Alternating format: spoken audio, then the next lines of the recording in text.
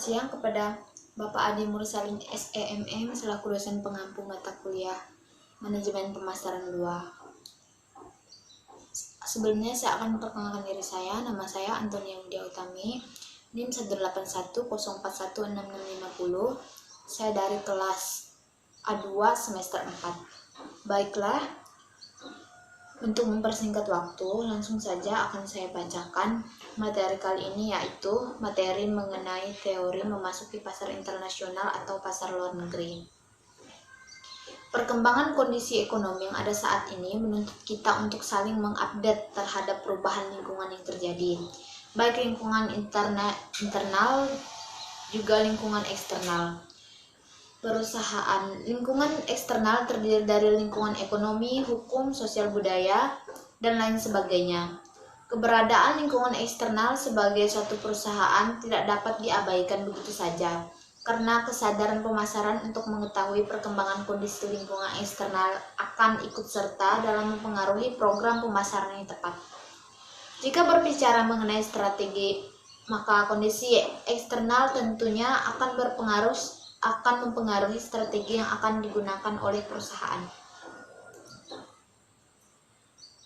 Kondisi persaingan saat ini menyebabkan perusahaan harus terus serta sebagai pelaku dalam perdagangan internasional jika ingin bertambah dan mendapatkan profit yang lebih. Keadaan ini kemudian harus direspon cepat dengan berbagai cara atau strategi dari perusahaan yang ada di tanah air.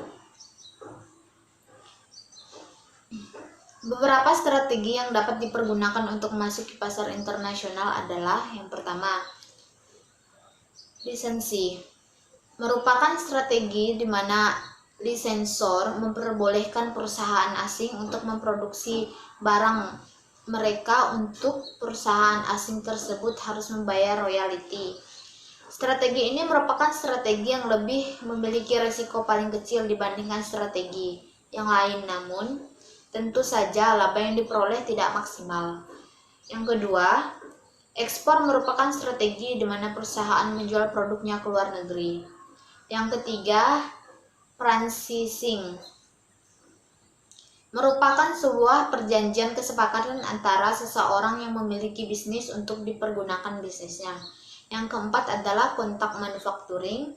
Yang kelima adalah international joint venture dan analisis strategi. Yang keenam adalah foreign direct investment atau FDI. Dari berbagai strategi yang tersebut diurutkan berdasarkan komitmen, kontrol, risiko, dan potensi profit yang diperoleh oleh perusahaan. Jika menggunakan strategi tersebut, semakin besar profit yang diperoleh, maka akan semakin besar pula risiko dan kemungkinan akan ditanggung oleh perusahaan. Oleh karena itu, sangat penting dilakukan pemilihan strategi yang tepat agar memperoleh manfaat sebesar-besarnya dari kegiatan perdagangan internasional atau luar negeri. Sekian metode strategi memasuki pasar luar negeri dari saya. Kurang lebihnya saya mohon maaf. Saya ucapkan terima kasih.